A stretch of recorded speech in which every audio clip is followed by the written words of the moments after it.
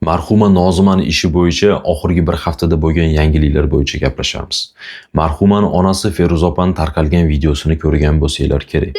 Utta ochmaysizlar dedik, bo'ldi-da. Shu dogovor bilan ketdi. Ochmaylar. Hozir ko'rdingizmi ona? Ochmaylar. Ochmaylar. Ochmaylar. Tushunmaganlar bo'lsa qisqacha tushuntirib beraman. Marhumani yuvintirgan ayollardan biri aytayaptiki, ochilmasin deb turib dogovor bo'lgan. Marhuma O'zbekistonga yetib borgandan keyin kafanini ochib o'tirmang deb turib Feruz opaga aytishyapti, ya'ni onasiga. Endi bu yerda 2-3 ta savol paydo bo'lyapti menda.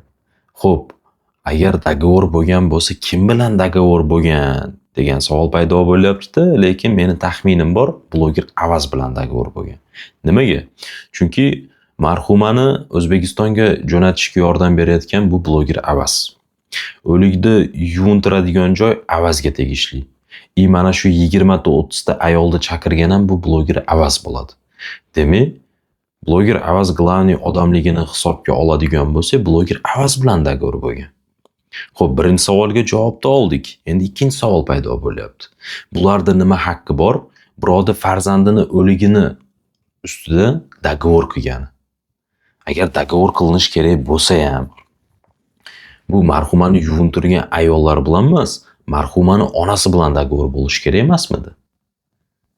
Endi bilmayman, qaysi ma'noda dogovor qilishgan, bular o'zini aybini berkitish maqsadida shunaqa dogovor qilishganmi yoki bo'lmasam prosta o'likni qiynab qo'ymanglar degan maqsadda dogovor qilishganmi?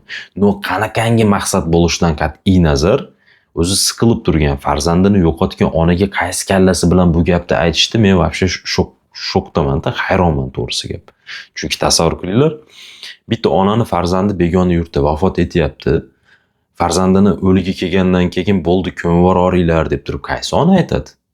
Lyuboy ona oxirgi marta qizimni yuzini ko'rib olay, rozichiligini olay deb turib qanaqangi holatda bo'lishidan qat'iy nazar kafanini ochadi. Ya'ni umuman kerak emas gap so'zlarida mana shu narsani gapirishibdi. Endi men hayronman nima maqsadda aytishgan. Endi bu yerda marhumani tanasidagi jarohatlarda mana shu videoda ham ko'rinib turibdi. Xira bo'layotgan bo'lsa ham yaxshilab e'tibor bersanglar, lavdagi ko'karishlar bilinib turibdi. Bu narsani ko'rib turib, bilib turib, Sitora Feruz opaga aytmagan. Agar boshida qaq yes bor narsani, qizingiz tanasida mana shunaqa jarohatlar bor deb turib aytganda edi, balkim Feruz opa qizimni jo'natib yuboringlar deb o'tirmasdan umuman boshqacha yo'l tutgan bo'lardi. To'xtanglar, men o'zim Koreyaga boraman, jo'natmanglar deb turib, sirazi issig'ida, momentida borgan bo'lardi. Mana shunaqa oshcha gap so'zlar ham ko'paymagan bo'lardi. Balkim sirazi bu mavzu hozirgi kunga kelib yopilgan bo'lishi ham mumkin edi. Lekin Sitora bilib turib, ko'rib turib gapirmagan. Endi sizlar aytishinglar mumkin, nimaga Sitora aytish kerak deb. Sitora aytish kerak bo'lganining sababi, Sitora o'zini advokaturada ishlayman deb turib, Feruz opaga yordam bermoqchiman deb turib, dovernislarni yozdirib olgan ayol edi. Meni ismim Sitora.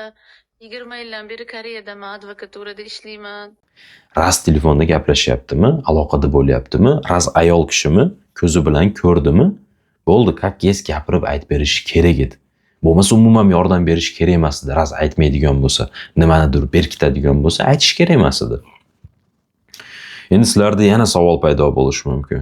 Endi Sitora bu Avazni odami, sherigi, u bilsa ham ko'rsa ham baribir aytmardi. Lekin qolgan ayollar nimaga jim turgan degan savollar keladigan bo'lsa, bularda bunaqa savol paydo bo'lgan. Nima bo'lgan bu qizga? Nimaga bunaqa tanasida bunaqa jarohatlar bor degan savol paydo bo'lgan ekan. Faqat bular tergov ketyapti deganini hisobiga bular o'ylashganki, politsiyani xabari bor ekan, marhumani uydagilarning xabari bor ekan deb turib bunaqa vahima qilishib yormagan ekan.